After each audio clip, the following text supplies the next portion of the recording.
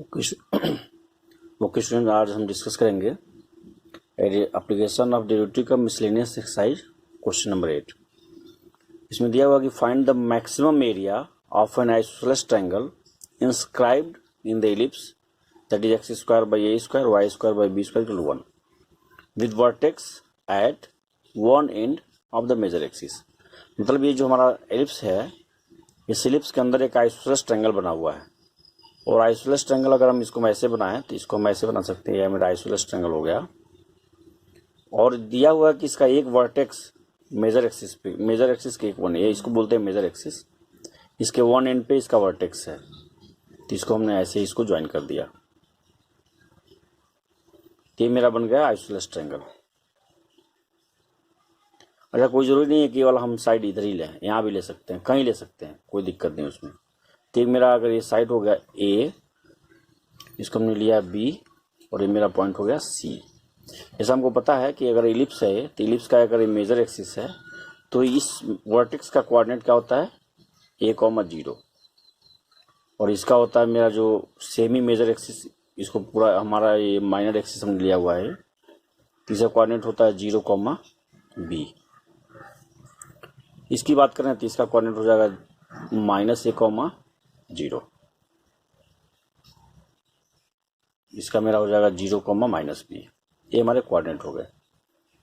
ठीक है, अब चूंकि हमको एरिया निकालना है, क्वेश्चन ये पूछ रहा है कि एक आइसोसेलेस ट्रायंगल है जो इलिप्स के अंदर बना है, तो ऐसा आइसोसेलेस ट्रायंगल बना है जिसका एरिया मैक्सिमम हो।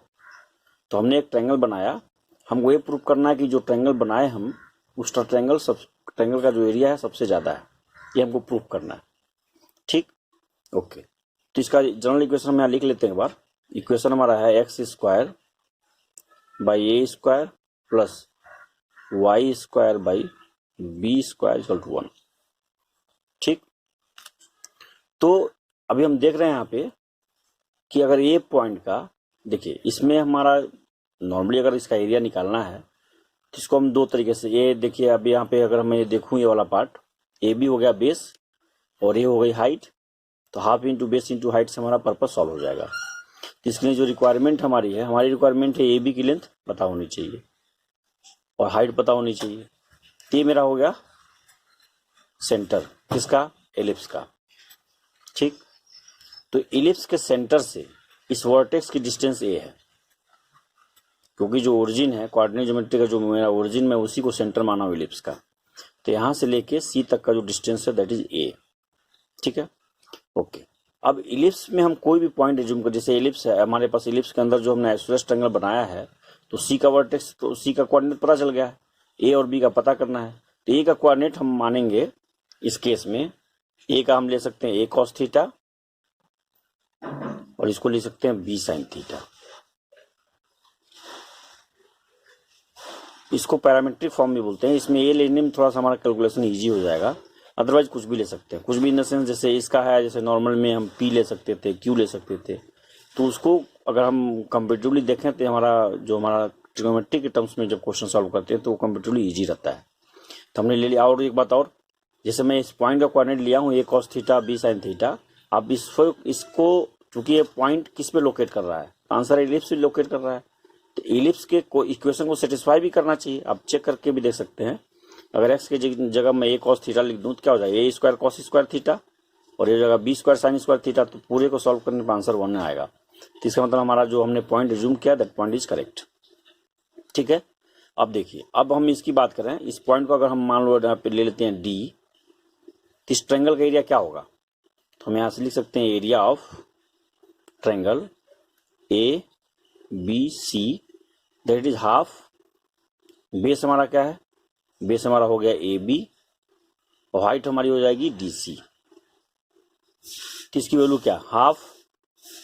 ए बी की लेंथ क्या होगी, चूंकि ये मेजर एक्सिस है और मेजर एक्सिस का सिमेट्रिक है, तो यहां से इसका डिस्टेंस जो हमने जूम किया बी, इसका दिया है क्या, बी साइन थीटा। तो अगर ये बी साइन थीटा है तो ए बी कितना हो जाएगा, तो आंसर है जो हो जाएगा 2b साइन थीटा,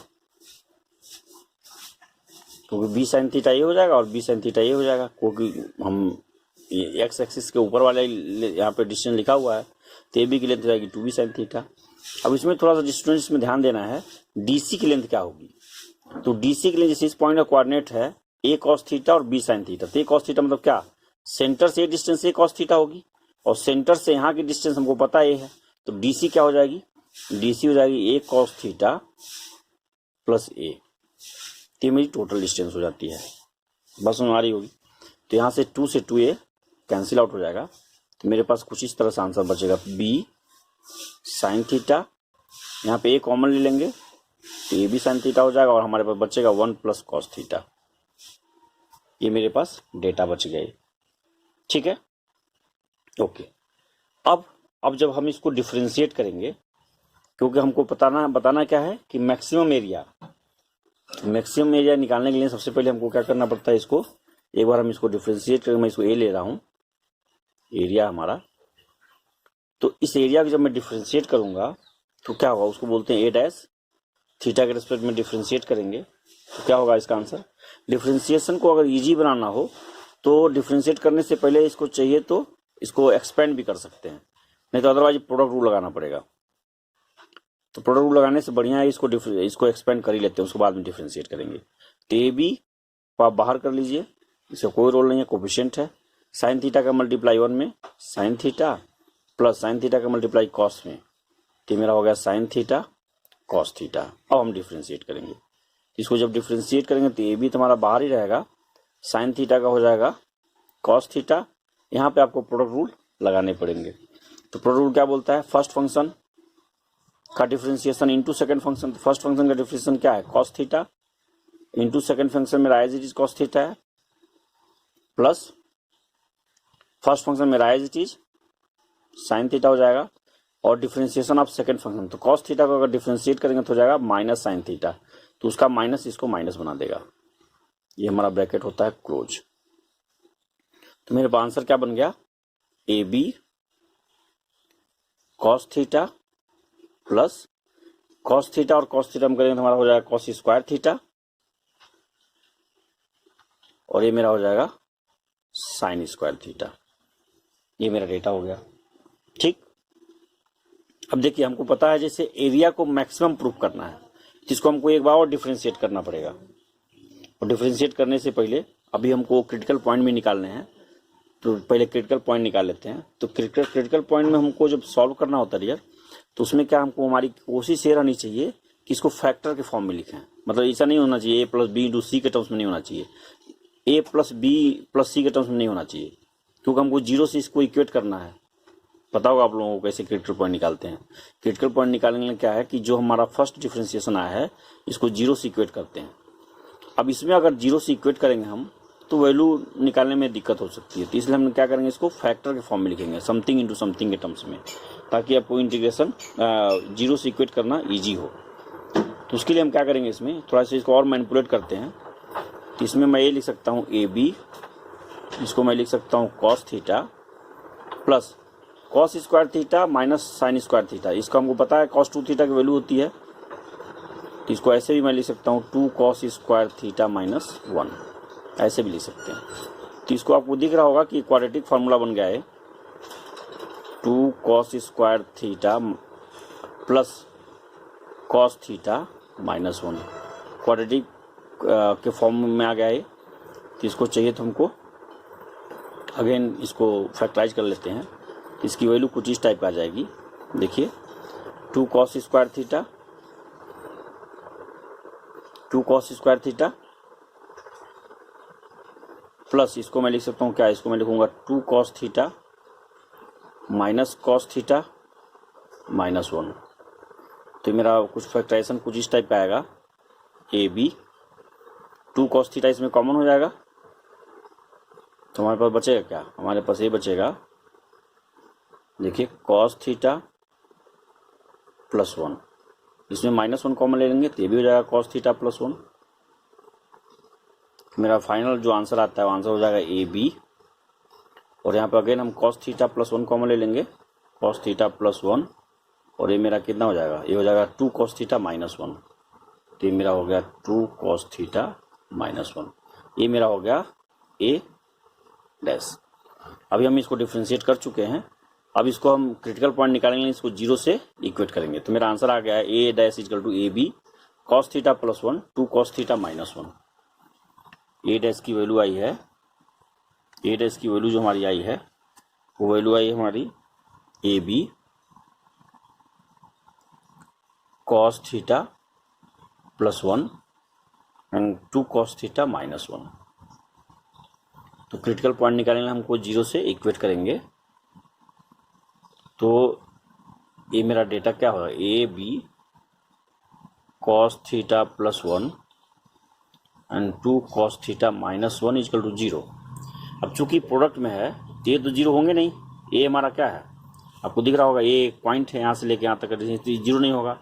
ये यहाँ से लेकर पॉइंट है बी 0 नहीं होगा, तो ये तो 0 होंगे नहीं। तो या तो 0 ये हो, नहीं तो ये 0 होगा। तो एक मेरा क्या बचा, cos theta plus 1 equal to 0 या 2 cos theta minus 1 equal to 0। तो कॉस थीटा इजकल प्लस 1 की वैल्यू 0 अगर है तो कॉस थीटा की वैल्यू कितनी होगी, माइनस 1। और यहाँ पे क्या आएगा, यहाँ पे आएगा आपका 2 कॉस थीटा की वैल्यू कितनी हो जाएगी, प्लस 1, चाहे कॉस थीटा की वैल्यू हो जाएगी हाफ। तो थीटा की क्या वैल्यू होगी, अगर कॉस थीटा की वैल्यू हाफ है तो थीटा की वैल्यू हो जाएगी कितनी, पाई/3। यहाँ पे थीटा की वैल्यू हो जाएगी पाई, क्योंकि कॉस पाई माइनस 1 होगा, तो ये एक्सेप्टेबल नहीं है। क्योंकि थीटा एक एंगल है, जैसे इस तरह से हम देख रहे हैं तो थीटा ये एंगल है यहाँ से जो बना रहा है, तो थीटा की एंगल 180 डिग्री नहीं हो सकता है। ठीक है, ये डेटा हो गया हमारे पास। तो आपको क्रिटिकल पॉइंट निकल गया है। अब क्या करना है हमको, अगेन हमको इसको डिफ्रेंशिएट करना है। किसको, ए डैश को अगेन डिफ्रेंशिएट करेंगे। ठीक है, तो अब डिफ्रेंशिएशन इसको करना अच्छा नहीं है, क्योंकि फिर अगेन हमको इसमें पूरा रूल लगाना पड़ेगा। तो उससे बढ़िया है जहाँ से मैनिपुलेशन हमने शुरू किया है, यहाँ से ए डैश की वैल्यू जो आई थी, तो इसको करना ज़्यादा अच्छा है। यहाँ से भी कर सकते हैं, यहाँ से भी कर सकते हैं, कहीं से, मतलब जहाँ पे आपको ईजी फील करता हो उससे कर सकते हैं। ठीक है, यहाँ से ही कर सकते हैं। तो ए डैश की वैल्यू आप यहाँ से ले लीजिए, उसके बाद सॉल्व कर देंगे इसमें। तो ए डैश की वैल्यू इतनी आई है, A dash is equal to आया है ए बी कॉस थीटा, जो इसको cos 2 थीटा ले लो, cos 2 थीटा को डिफ्रेंशिएशन भी इजी है। तो a dash equal to A B cos theta plus cos 2 theta, a b equal to a dash equal to A B cos theta plus cos 2 theta हमारे पास पहले से है। ए डबल डैश क्या होगा, ए डबल डैश का ए बी का as it is cos theta का हो जाएगा माइनस साइन थीटा, और cos 2 थीटा का हो जाता है, cos 2 थीटा का हो जाएगा साइन 2 थीटा, और 2 थीटा का हो जाएगा 2। तो मेरा आंसर आ गया। तो ये हमारा डबल डिफ्रेंशिएशन हमने किया। तो ए बी, तो हमको ये सीरीज तरह दिख रहा है, minus a b sine theta plus 2 sine 2 theta, ये डेटा आ गया। तो आपको ए डैश तो निकल गया, लेकिन ए डैश हमको इस क्रिटिकल पॉइंट पे चाहिए, और ये देखेंगे कि वैल्यू हमारी पॉजिटिव आ रही है कि निगेटिव आ रही है। तो a dash at theta equal to पाई/3, पाई/3 मतलब 60 डिग्री। तो माइनस ए बी साइन 60 पाई/3 plus twice of sine 2 into पाई/3। अब यहाँ से सॉल्व करके देखेंगे, उसी में आपको दिख रहा है यहाँ माइनस है, यहाँ पे वैल्यू जो आएगी अगर प्लस आती है तो ऐसे ही माइनस कर देगा। वैसे हम सॉल्व करके दिखा रहे हैं आपको। माइनस ए बी साइन 60 का होता है √3/2 प्लस ये 2, एक पाई है 2 पाई, मतलब 360 को जब 3 से डिवाइड करेंगे तो होगा 120 डिग्री। तो ट्वाइस ऑफ साइन, थोड़ा ये समझना है आपको कि 120 डिग्री की वैल्यू, 120 डिग्री की वैल्यू क्या होगी, 120, इसको मैं ऐसे लिखूँ ज़्यादा अच्छा है अगर इजी समझना हो, पाई माइनस पाई/3 भी लिख सकते हैं। पाई में से पाई/3 माइनस करेंगे तो 2 पाई/3 आएगा। इसे लिखने से थोड़ा सा क्वेश्चन ईजी हो जाएगा और कुछ नहीं, अदरवाइज वैल्यू याद हो तो वो भी लिख सकते हैं। तो ये √3/2 plus 2 sine pi minus theta, sine pi minus theta मतलब साइन थीटा, तो पाई/3 हो गया ये।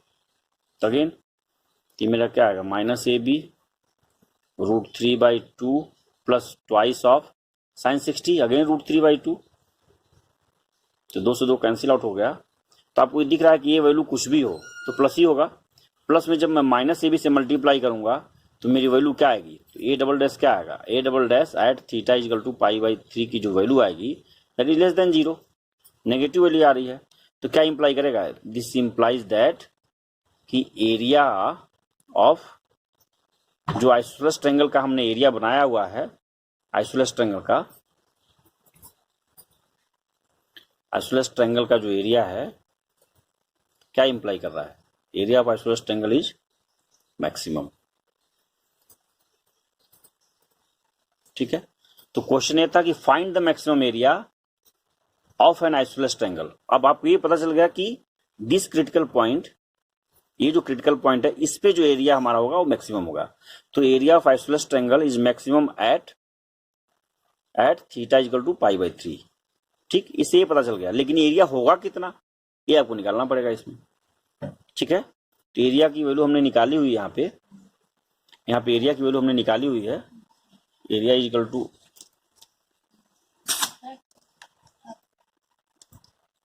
एरिया की वैल्यू हमारी आई है a b sine theta sine theta.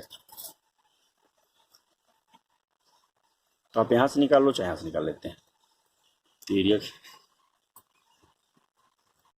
Area हमारा था एरिया इज इक्वल टू, ये हमने लिया हुआ है already, a b sine theta 1 plus cos theta. तो यहीं से एरिया निकाल लेते हैं। एरिया इक्वल टू था ए बी साइन थीटा, फिर हमारा है 1 प्लस कॉस थीटा। तो पुट कर लेते हैं, a b sine π/3 1 plus cos π/3। तो ये क्या हो जाएगा, a b sine π/3 1 plus cos π/3। तो मेरा कुछ आंसर इस तरह से होगा कि area a b sine π/3, sine π/3 मतलब साइन 60 डिग्री हो जाएगा √3/2। ये मेरा हो जाएगा √3/2। फिर 1 प्लस कॉस π/3, कॉस 60 होता है हाफ। तो ये मेरा कुछ आंसर ये इस तरह से हो जाएगा। आप इसको ऐसे भी लिख सकते हैं, ए बी √3/2, ये 3/2 हो जाएगा। तो मेरा आंसर हो जाएगा कितना, 3 √3/4 ए बी। ये मेरा एरिया है। तो ये आपको पता करना था कि एक एलिप्स में, जो एलिप्स है ये एलिप्स के अंदर जो आइसोसेलेस ट्रायंगल बनाना हमको, उस आइसोसेलेस ट्रायंगल का एरिया मैक्सिमम होना चाहिए और उसकी वैल्यू कितनी है। तो हमने ये प्रूव किया कि भाई अगर थीटा जो है, थीटा की वैल्यू अगर हमारी 60 डिग्री हो, π/3 हो, यहाँ पर हमने प्रूव किया है, अगर थीटा की वैल्यू π/3 हो, थीटा जो ये वाला है थीटा, इसकी वैल्यू अगर इसकी वैल्यू π/3 हो, तो जो आइसोसेलेस ट्रायंगल बनेगा वो मैक्सिमम बनेगा। और उसकी वैल्यू कितनी होगी, उसकी वैल्यू हमने यहाँ पे सॉल्व किया है 3 √3 π/4। This is answer. इतना करना था। अगर इसमें कुछ डाउट हो तो बताइए, फिर इसको क्लैरिफाई करने की कोशिश करेंगे। क्वेश्चन नंबर 9 डिस्कस करते हैं, application of derivative miscellaneous exercise.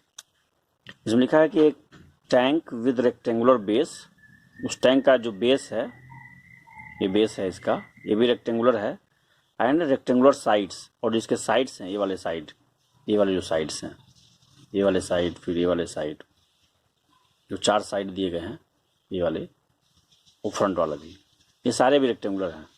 ठीक है, हमको पता है रेक्टेंगुलर में 6 फेस होते हैं, तो एक तरह से देखा जाए तो सारे फेस को मैं बोल सकता हूँ कि सारे फेस रेक्टेंगुलर हैं।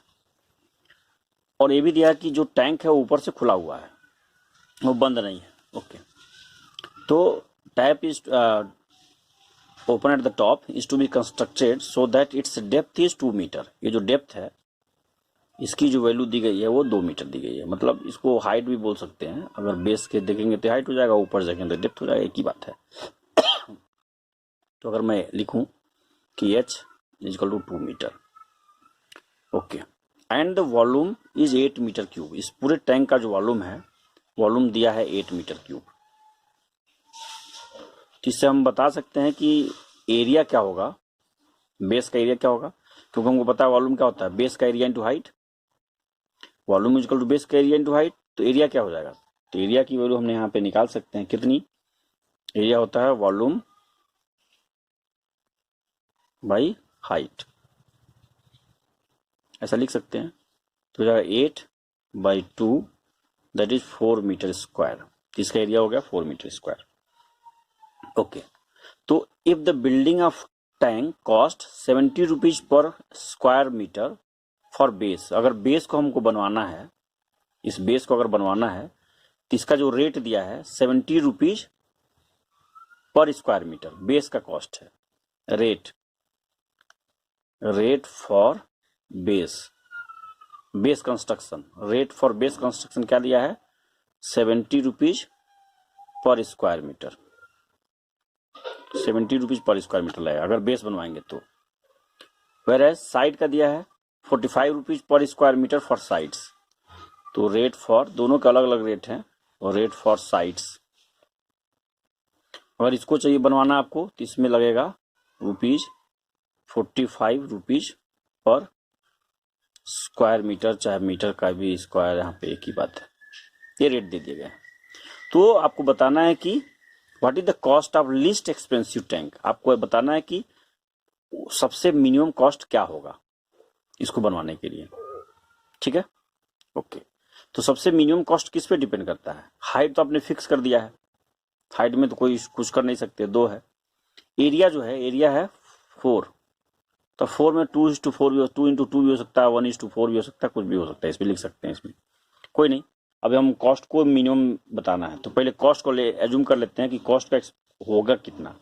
तो अगर मान लीजिए इसकी लेंथ के विषय में कुछ आइडिया नहीं है, तो हमने लेंथ को L ले लिया और विड्थ को हमने B ले लिया है। ठीक है। तो यहाँ पे कंस्ट्रक्शन कॉस्ट को अगर मैं लिखूं तो कितना होगा?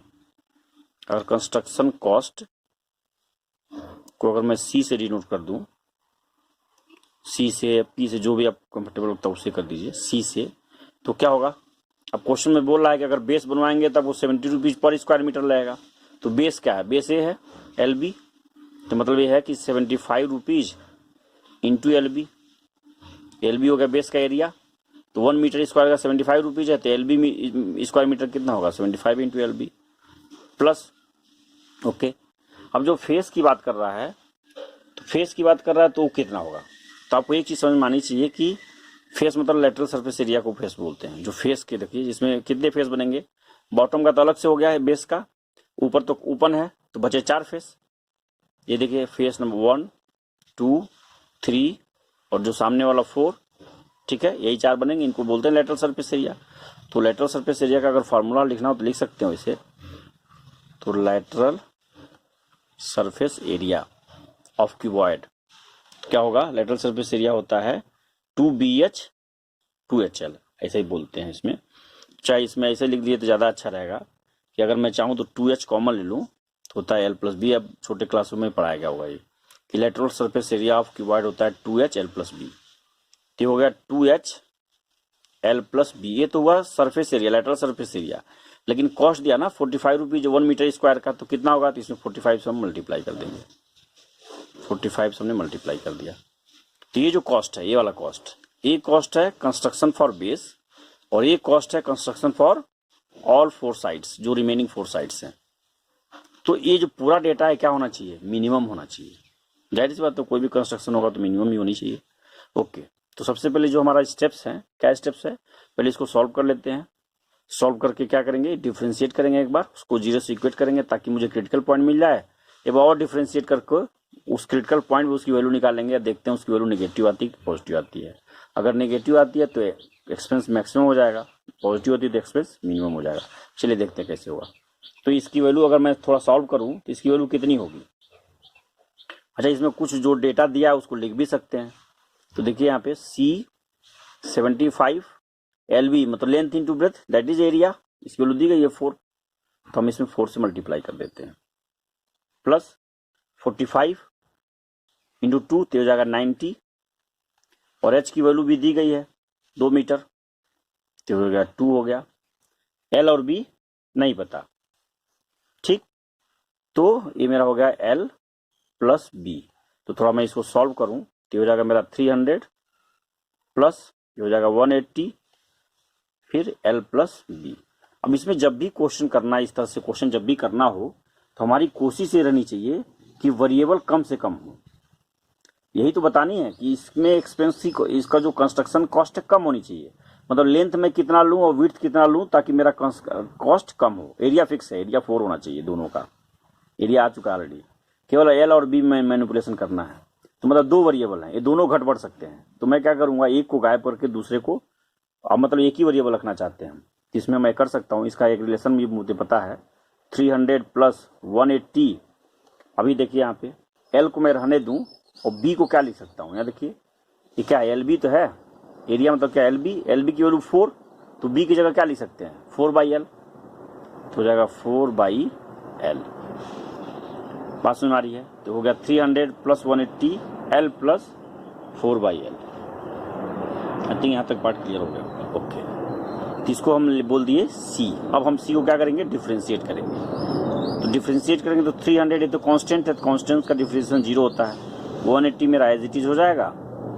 यहाँ देखिए L है, क्योंकि वेरिएबल L है तो L के रेस्पेक्ट में हम डिफ्रेंशिएट करें तो L का हो जाएगा 1, L का मेरा हो गया 1 प्लस 4/L का क्या होगा, हमको पता है L 1/x का क्या होता है, 1/x का होता है माइनस 1/x स्क्वायर। तो उसी तरह से क्या हो जाएगा, ये 4 का 4 रख दीजिए, इसको लिख सकते हैं 1/L स्क्वायर। ये मेरा हो गया डिफ्रेंशिएशन। यहाँ तक क्लियर है? तो ये मेरा आ गया C dash equal 180 1 plus 4 minus 1/L square. ठीक, अब चूंकि जैसे हमने अभी इसके पहले भी डिस्कस किया था कि हमारी कोशिश ये रहनी चाहिए कि अब चूंकि इसको 0 से इक्वेट करना है ना, तो 0 से इक्वेट करना, तो देखिए जिसमें से इजी हो सकता हो उसके तरीके से कर सकते हैं। एरिया में ये आ गया C dash equal to 180 1 minus, okay, जो डेटा लिखा है 1 प्लस 4 ब्रैकेट में माइनस 1/L स्क्वायर, इसको हम डेटा को कैरी फॉरवर्ड करते हैं। मेरा कुछ डेटा इस तरह से हो जाएगा। देखिए C डैश की वैल्यू हमारी आ गई है 180 1 plus 4 minus 1/L square. Okay, अब 0 से इक्वेट करने से पहले थोड़ा सा इसमें मैनिपुलेशन कर लेते हैं। इसको मैं ऐसे भी लिख सकता हूँ 180 1 माइनस 4/L स्क्वायर। ठीक, अभी 0 से हम इसको इक्वेट कर देंगे। तो 0 से इक्वेट करेंगे तो ये तो 180 तो 0 के बराबर होगा नहीं, तो ये वैल्यू 0 के बराबर होगी, तो इसकी जगह लिख सकता हूँ क्या 1 minus 4/L square equal to 0, या minus 4/L square equal to -1, या L स्क्वायर की वैल्यू 4 हो गई और ये इंप्लाई करेगा क्या L इक्वल टू +-2। चूँकि लेंथ है, लेंथ पॉजिटिव होगा तो हम पॉजिटिव की ओर लेंगे, L की वैल्यू 2 हो गई। ओके, जैसे अभी हमने बताया क्रिटिकल पॉइंट निकल चुका है। एक बार और हम डिफ्रेंशिएट करेंगे, डिफ्रेंशिएट करके फिर उस पर वैल्यू निकालेंगे तो हमको पता चलेगा कि अगर वैल्यू पॉजिटिव नेगेटिव आती है वो डिसाइड करेगा कि जो मेरा कॉस्ट है वो मैक्सिमम होगा कि मिनिमम होगा। तो देखिए यहीं से कर सकते हैं, इसी को कर लीजिए। जो C डैश आया है इसको ही डिफ्रेंशिएट एक बार कर लेते हैं तो ज़्यादा ईजी हो जाएगा। तो C डबल डैश क्या होगा, ठीक, C डबल डैश का क्या होगा, 180 मेरा एज इट इज हो जाएगा, कोई चेंज नहीं। इसको डिफ्रेंशिएट करेंगे तो हो जाएगा 0 माइनस 4। अब यहाँ देखिए ध्यान से 1/L स्क्वायर है तो क्या होगा -1, जिससे अब यहाँ पे हमको पता है ना, यहाँ पे देखिए 1/L स्क्वायर तो लिख सकते हैं L का पावर -2, क्या होगा -2 L का पावर -3, -2 1/L³ हो जाएगा। तो इसको ऐसे लिख सकते हैं, आप इसको ऐसे लिखिए -2/L³, -4 मैंने एज इट इज छोड़ दिया, 1/L स्क्वायर का हो जाएगा 2/L³। तो इसको अगर सॉल्व करूँ तो कितनी वैल्यू आ गई, तो इसकी वैल्यू होगी 180 4 प्लस 2/L³। अब L की वैल्यू कुछ भी रखें, चूँकि L तो हमको पता है कि पॉजिटिव होगा, तो whole data must be positive. वैसे एक बार रखना हो तो चेक कर सकते हैं। तो C डैश की वैल्यू लगानी जब एट L की वैल्यू 2, L की वैल्यू 2 निकाले थे हमने, तो हो गया 180 4 प्लस 2 और ये हो जाएगा 2 का पावर 3। तो जो भी वैल्यू आएगी सॉल्व करने जो सॉल्व करना कर लीजिए, अदरवाइज छोड़ भी सकते हैं। तो हमें ये बोल सकते हैं कि C dash must be greater than 0। C dash greater than 0 का मतलब ये हुआ कि कंस्ट्रक्शन कॉस्ट